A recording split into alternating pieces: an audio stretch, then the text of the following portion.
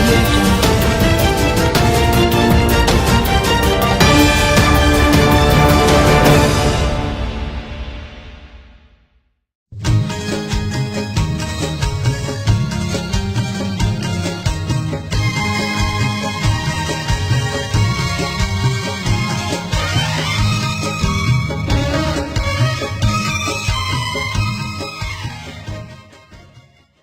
دور جدید میں جہاں ہر چیز پر جدید ٹیکنالوجی کی چھاپ پڑی ہے، وہیں کھیتوں میں ہل چلانے کے لیے بیل کی جگہ ٹریکٹر کا استعمال ہونے لگا ہے، مگر آزاد کشمیر کے زیادہ تر علاقوں میں آج بھی کھیتوں کا سینہ چیرنے کے لیے روایتی ہل ہی استعمال کیا جاتا ہے۔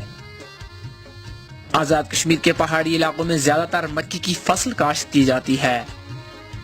مکی کی کاشت کا ایک دن مقرر کیا جاتا ہے جس کو مقامی زبان میں رائی کہا جاتا ہے۔ یہ ہماری ثقافت ہے، یہ رائی ہے، اور ہمیں آپ کو یہ جو 20-35 لوگ نظر آ رہے ہیں یہ مفت میں آئے ہوئے ہیں، جس کسی کو بھی پتہ چلتا ہے وہ خود آ جاتا ہے، اور یہ ہمارا پیار ہے، اسے پیار ہی کہا جا سکتا ہے۔ آخری یہی کڑی رہ گئی ہے جس سے یہ چل رہی ہے۔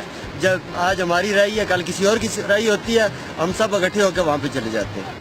خطہ کشمیر میں رائی کو نظم و ضبط، پیار محبت اور اتحاد و اتفاقی علامت سمجھا جاتا ہے۔ گاؤں کے لوگ بغیر دام لیے ایک دوسرے کی رائی میں شریک ہوتے ہیں، اور یہ ہمارا صدیوں پرانا جو ہے نا روایت، ہمارے باپ دادا جو ہیں اسی طرح کرتے آئے ہیں، صدیوں سے ہمارے باپ دادا اسی طرح کرتے آئے ہیں، اور جو ہے ہم لوگ جو ہے 1-2 دن پہلے جو ہے بتا دیتے ہیں، اپنے ارد گرد والے پڑوسیوں وغیرہ کو بتا دیتے ہیں کہ سب شرکت کریں اس میں، جوش و خروش سے وہ جو ہے نا پیار وغیرہ بڑھتا ہے، آپس میں محبت بڑھتی ہے۔ بڑوں کے ساتھ بچے بھی رائی میں بھرپور طریقے سے شرکت کرتے ہیں۔ آج ہماری رائی ہے، ہم ہر سال اسی طرح رائی کرتے ہیں۔